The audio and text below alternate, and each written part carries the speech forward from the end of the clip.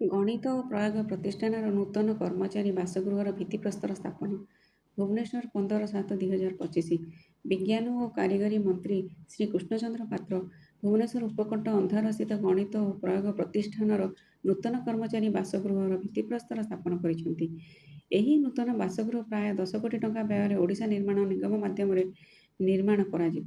ଉକ୍ତ ପ୍ରକଳ୍ପରେ ତଳ ମହଲାକୁ ମିଶାଇ ମୋଟ 5 ମହଲା ବିଶିଷ୍ଟ ଅଟ୍ଟାଳିକା ନିର୍ମାଣ କରାଯିବ। ଆଜିର ଏହି ଭିତ୍ତିପ୍ରସ୍ତର କାର୍ଯ୍ୟକ୍ରମରେ ଯୋଗଦେଇ ମନ୍ତ୍ରୀ ଶ୍ରୀ ପାତ୍ର କହିଥିଲେ ଯେ ପ୍ରତିଷ୍ଠାନରେ ନୂତନ ଭାବେ ଆଉ 5ଟି ନୂତନ ପାଠ୍ୟକସଡ଼ା ଅନ୍ତର୍ଭୁକ୍ତ ହେବାକୁ ଯାଉଛି।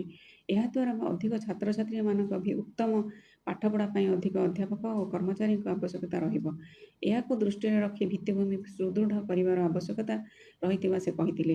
ଏହି ନୂତନ କର୍ମଚାରୀ ବାସଗୃହ ବିକାଶମୂଳକ ପଦକ୍ଷେପ ମଧ୍ୟରୁ ପ୍ରମୁଖ ବୋଲି ଶ୍ରୀ ପାତ୍ର କହିଛନ୍ତି। ଏହି ଅବସରରେ ବିଜ୍ଞାନ ଓ କାରିଗରୀ ବିଭାଗ ପ୍ରମୁଖ ଶାସନ ସଚିବ ଶ୍ରୀମତୀ ଚିତ୍ରା ଅରୁମୁଗମ୍, ଗଣିତ ଓ ବିଜ୍ଞାନ ପ୍ରତିଷ୍ଠାନର ନିର୍ଦ୍ଦେଶକ ପ୍ରଫେସର ଯଶବନ୍ତ ଜେନା, କୁଳସଚିବ ପ୍ରଫେସର ତ୍ରୈଲୋକ୍ୟ ପାଣିଗ୍ରାହୀ, ବିଜ୍ଞାନ ଓ ବୈଷୟିକ ବିଭାଗ ଅତିରିକ୍ତ ଶାସନ ସଚିବ ଶ୍ରୀମତୀ ଶିବାନୀ ମହାନ୍ତି, ଶ୍ରୀମତୀ ବିଦ୍ୟୁତ୍ପ୍ରଭା ରାଉତ, ଶ୍ରୀମତୀ ପୂଜା ମିଶ୍ର, ପଠାଣି ସାମନ୍ତ ପ୍ଲାନେଟୋରିୟମ ନିର୍ଦ୍ଦେଶିକା ଶ୍ରୀମତୀ ଉର୍ମିପ୍ରଭା ମହାରଣା, ପ୍ରତିଷ୍ଠାନର ସୁନିତା ଚକ୍ରବର୍ତ୍ତୀ, ଶିକ୍ଷକ ଓ ଛାତ୍ରଛାତ୍ରୀ ପ୍ରମୁଖ ଉପସ୍ଥିତ ଥିଲେ। ସମୃଦ୍ଧ ଓଡ଼ିଶାରୁ ରଜତ ମହାପାତ୍ରଙ୍କ ରିପୋର୍ଟ।